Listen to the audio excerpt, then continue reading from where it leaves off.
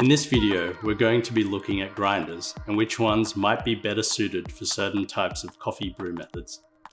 Grinding is a key part of the process of making coffee.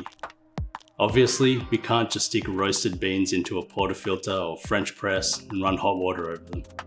We need to break the beans down to smaller particles, so when they interact with the water, we can extract the flavor in the form of dissolved solubles.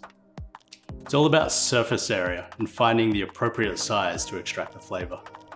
A big part of grinding beans is allowing the correct size within a certain band to allow coffee to flow through it when engaged with a form of filtration. Coffee grinders usually fall under a few different categories defined by the type of process used to break up the beans. So a spinning blade, a conical burr, or a flat burr. The blade grinders for coffee aren't usually recommended as they just chop up the coffee, resulting in a very uneven particle size, not conducive to accurate brewing. Selecting a grinder isn't always as simple as a flat burr or a conical burr. Other factors may include the brew method, filter or espresso, the capacity, single dose or large batches, speed of the motor, size, weight, and portability. If we look at a flat burr grinder, this design has two discs with teeth that sit on top of each other. One disc remains stationary while the other spins, creating the grinding action. The inner teeth are usually larger too, and do most of the initial breaking of the coffee beans and become finer as they move to the outer edge. I'm generalizing a lot here with the burr shapes, but flat burrs produce a more uniform particle size compared to conical. If you were to run the particles through a sieve and chart the sizes, you would generally have a nice bell-shaped curve with a single peak, which we call unimodal. Flat burr grinders also tend to be slightly louder and often generate more heat than a conical burr. Conical burr grinders usually involve one stationary outer burr with a spinning conical shaped burr in the center, but sometimes the other way around. Generally, they are more economical to manufacture, quieter, and often generate less heat and sometimes faster than flat burrs of equal standing, but do have a different particle distribution compared to flat burr grinders.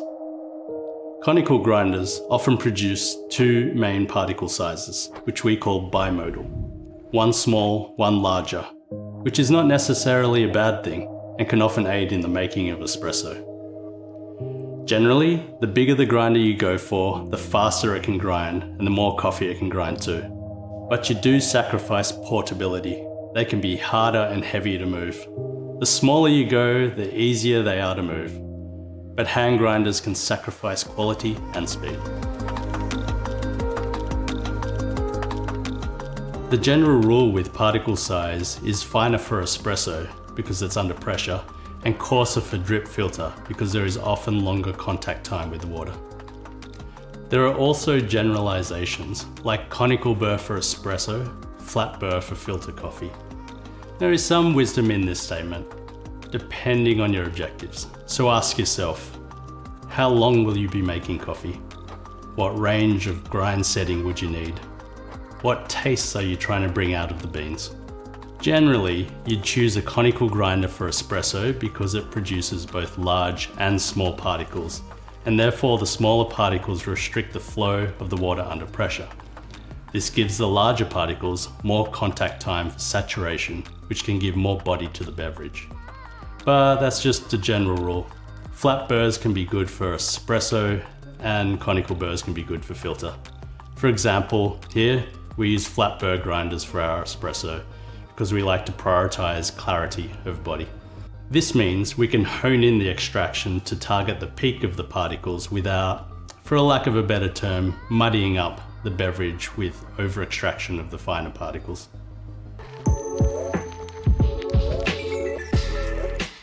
Just because there are certain ideals doesn't mean that great coffee is out of reach for the home user. A hand grinder is great if you want the odd coffee and have the time and the muscles to crank it out. You can get a delicious cup using a conical grinder for coffee at home for a reasonable price, which you will be able to cater for your morning brew or if you have a few people around. When it comes down to it, As important as a grinder may be, it's only going to aid in a great cup of coffee if the beans you choose are as good as they can be.